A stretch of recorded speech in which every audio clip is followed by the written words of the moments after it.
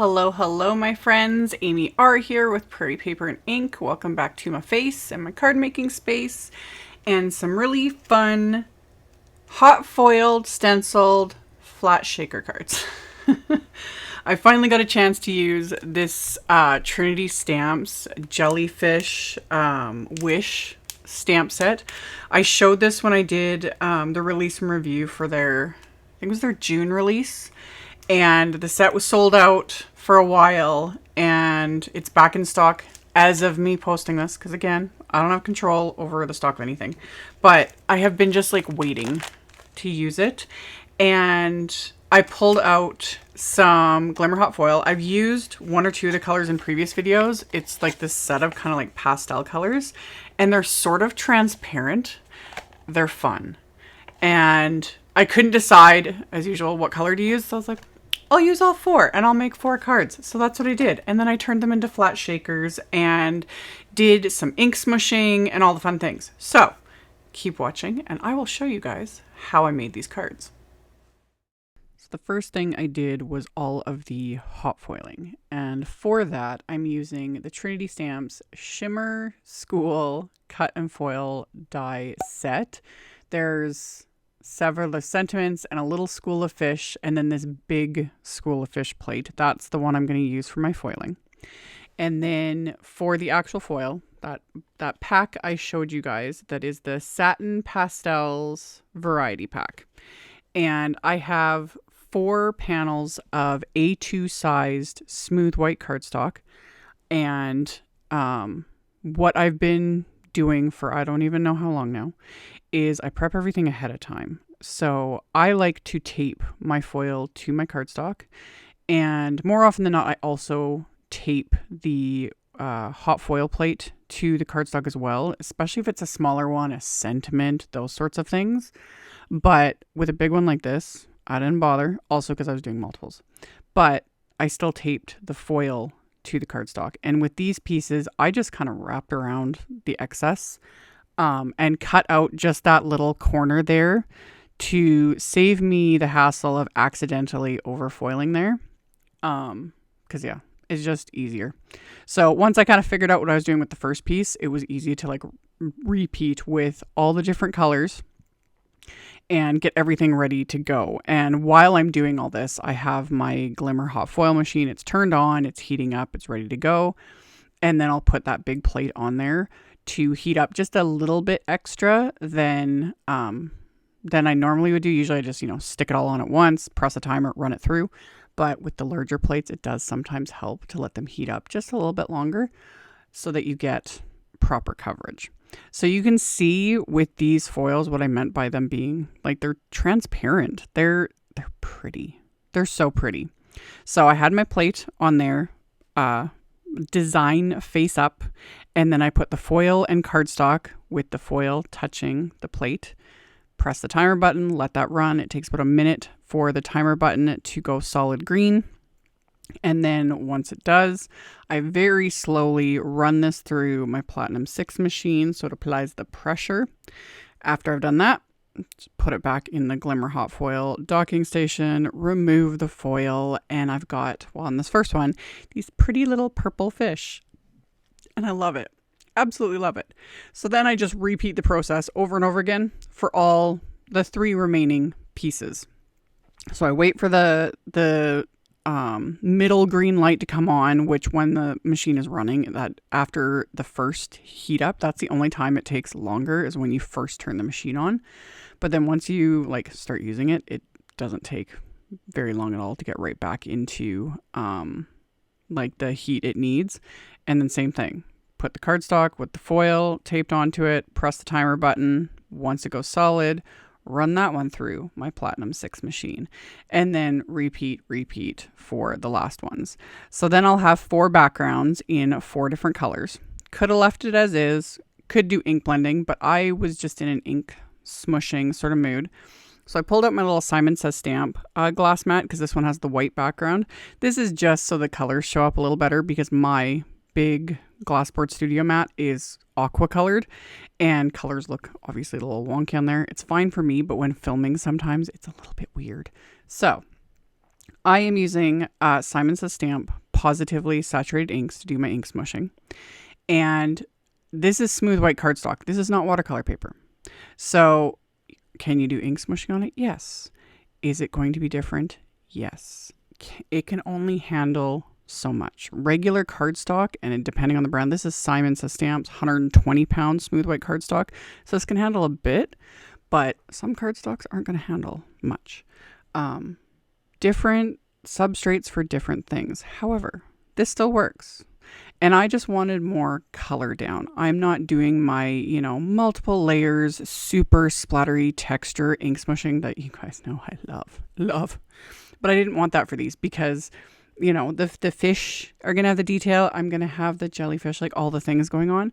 So this was more just simple. I've also talked about how different surfaces create different textures. I'm working on glass. You will not get that really splattery layered look like you would with a craft mat when ink smooshing, because on glass you can see when I put the ink down and then spray it, it just spreads into a pool. It doesn't bead up into those fabulous little dots that give all that fun splattery texture. But again, that's not what I wanted for these. I just wanted to get a couple layers. I've got some texture going on. I've got a little bit of the splattery effects, but that's it. That's all I wanted. I didn't want tons and tons of texture, splatter, all that stuff because of the hot foiling. So I will link to all of the colors I used. I went with the color combos that went best with each different foil color. And with all of these backgrounds, I did roughly like kind of 2 layers for the most part, and just dried between the first and second layer, because if you want that textured look, the layers need to be dry. They don't need to be like super perfectly 100%, or like Tim Holtz says, crispy dry. They just need to be dry. So I would just use my heat tool to dry the first layer, put down more ink, spray it with water, press the cardstock into it. So the first combo was Cheeky, Blush, and Pucker. This one I'm working on right now is Tide Pool, Tropic, and Aegean. And then I go into Bubblegum, Sweets, and Taffy. And yeah, just the exact same process over and over again. Press down the inks from lightest to darkest, spray with water, press cardstock into it, tap it in a couple times, just kind of fill in some areas, dry the layer, add some more ink, spray with water, press cardstock into it, then dry. And that's it. It takes more time in some ways to explain it than it does to actually do it. But yeah, you could skip the ink smooshing and just do some ink blending. That would look great. You could also do the backgrounds first, then hot foil them. That would work too. I wasn't concerned about that at all. The ink does kind of seep under the foil, and you can kind of see it in places because, again, these are like more sort of transparent foil colors. But still, I was totally fine with that, because also when I add like the shaker elements, like you're just not going to see all that. But yeah, you could totally create some fun backgrounds and then hot foil them later. That would work fabulously. But I was just flying by the seat of my pants and just doing my thing. So this final one is the purple one. It's Lilac, Orchid, and Amethyst. So once I was finished with all of my ink blending, off camera, I end up die cutting all of these backgrounds with just a A2, well, smaller, but a rectangle die set. And I die cut them to smaller than A2 panels, because right now they're A2 size, so 4 1/4 by 5 1/2.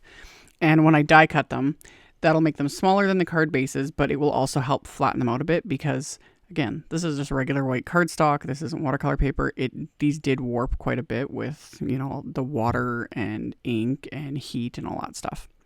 So I had set all those aside. And then for the main event, it's the Jellyfish Wish stamp set. I don't know what it is. I love this set.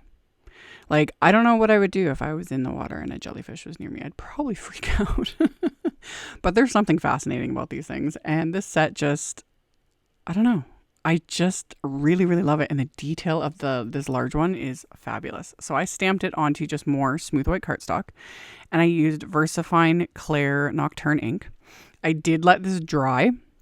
I might have blasted them with my heat tool. I let them dry though, because I've talked about this before. VersaFine Clair Nocturne ink takes a while to dry. It's an oil-based ink. It's great for watercoloring.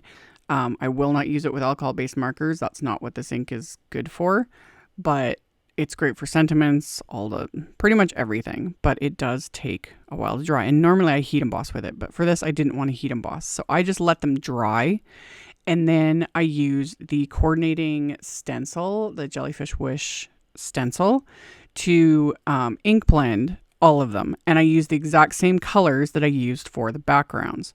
So I had a little small blending brush, and the ink colors, I have my big Waffle Flower grip mat here because I love this grip mat. It is game changer. So using that to kind of hold my cardstock in place and hold the stencil. And then I just did all this blending. And I've talked about this before. I am just more and more loving all of these coordinating stencil sets for different stamp sets, dies, all the things that these companies are coming out with. There's something unbelievably satisfying about it. I still love to color. I still love doing my thing, but there's just something really that I personally enjoy, adding the details by just stenciling. I don't know what it is, but I really like it. So I went through and did all of these again. Same colors, just kind of worked my way from lightest to darkest. And then as it like filled in and it all, all the color came together, it was like, oh, I love this. I had so much fun. And then I used the coordinating wafer die to die cut them all. So I die cut all these little jellyfish with that coordinating wafer die, and it pops out some of the little like interior pieces too, which just, again, yeah. So then I made them all into flat shaker cards. I wasn't going to, but I already had like the bling picked out. I had everything was coming together. Everything was all, matchy. And I was like, well, I have to make these flat shaker cards. Like the bling is right here. Plus I have all this packaging. I've talked about this before. I save all of my packaging from different products, things like that. People have asked me how I store it. I throw it in a basket. Nothing fancy. Like literally there is no method to anything. But I just throw all that packaging if it's big enough, basically, as long as it's bigger than like an A2 card front, I save it. And then I use it to do shaker cards. And it's been great. So I trimmed down this one piece, and it was big enough to do all 4 of these. And all I do is flip over the background. So on the back, I put, this is some Simon Says Stamp Terrific tape, Score Tape Works, Redline tape. You just want a good, strong adhesive for this. I highly discourage using like liquid adhesive unless you want to sit for a really long time for it to dry. I don't have time for that. No. Adhesive like this is the way to go. So I seal up 3 sides, just like I showed here on camera. And the 4th side, I put the adhesive down, but I ain't sealing it up yet because I got to fill it with the bling. So once all 3 sides are sealed up, I'm going to pour in my shaker elements. And like I said, I got, confetti that's all matchy. It was so perfect. So the first one was Glazed Gumdrop. And these are all for Trinity stamps as well. And like everything, I will have links to everything I used in the description box below the video.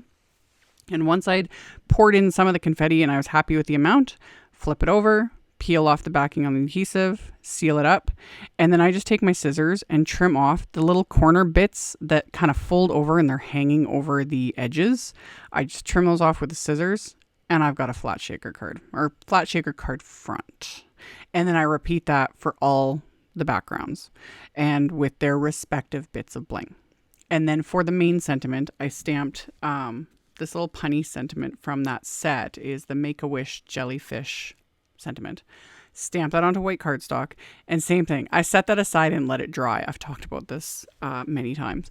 I am 99% of the time I will heat emboss with the VersaFine Claire Nocturne ink because it will smear if you don't let it dry. It takes longer than you think. And normally I would heat emboss it, but I don't know what, I just didn't want to when I was making these. So I just let it dry. And then once it was dry, there is no coordinating wafer die for the sentiments. I just fussy cut them, just quick and easy with my little detail scissors, which you'll see in a minute. And then for the insides of the cards, I pulled out my bigger Misty just cause. And I put the inside of my cards and I lined up the happy birthday sentiment from that set and then stamped that onto the inside of all 4 card bases. All the card bases will be top folding A2 white note cards. So I stamped the sentiment first. Then I lined up some of the solid little jellyfish images from the set, just kind of around the sentiment. And once I got those lined up, close the lid of my Misty. And then these I'm going to ink up with the same colors that I used to do the smooshing and the blending and all the things. So they're spaced far enough apart that I could do all this like in one step. So I just inked up a couple with the lightest color, and then one with the medium shade, one with the darkest shade, and then stamped that. And I don't know what it is, but I was like, I love this. They look amazing. And again, everything's going to be coordinating and matchy-matchy. It just made me happy. So I repeated the process, wiped off the stamps, inked them up with the next trio of colors, stamped that onto the inside, and then repeat, so that I had all the insides stamped with these jellyfish. And then to adhere the big individual jellyfish to the front of my card, I decided to use just some thin waffle flower foam strips. So it'll give it a tiny bit of dimension, but it'll also adhere it really well to that acetate. So I stuck that on the back of the jellyfish and then popped that into place. And then there's the sentiment that, like I said, I just used my little detail cutting scissors and did just quick, simple, fussy cutting to cut around it. You could totally just use your paper trimmer and cut it into like a straight little rectangle. That would be fine. But yeah, this didn't take me very long, so it works. So again, repeated that with all the other card fronts. And then to adhere this to the card bases, I could have just used that same terrific tape I used in the beginning. It just takes a little longer because you need more pieces. So I just used my 1-inch score tape. And yeah, this is also my preferred way of adhering these to the card bases, because this just keeps everything sealed up. It's not going anywhere. And also it's going to keep it flat to the card because these backgrounds were a bit warped from all the water and heat. So put that score tape on the back of these, and then just had to make sure that each one was adhered to the card base that had the same color jellyfish stamped on the inside. And that was it. These were super fun to make, and they're shiny and hot foil and shaky and basically flat, Like you could make them even extra flat by skipping the foam tape behind the jellyfish and the sentiment and just adhering them with like some score tape, or you could also run it through a little Xyron machine. That would work too. But I preferred just a little bit of extra dimension. And yeah, that finished them off. So like I mentioned, I will have a link below the video to my blog post. In the blog post, I have the pictures of all of these cards that you can click on and see full size. I also have picture links to all of the supplies I used. So that will be the first link directly below the video. And then of course, I will also have the supply list with clickable supplies. All of that will be in the description box below as well, so you can check that out below if you are interested. Thank you all so very much for taking the time to watch my videos, for thumbs upping and commenting and letting the robot overlords know you guys like what you're seeing. Subscribe if you haven't. I would love to have you, and I will see you all very soon in the next video. Bye.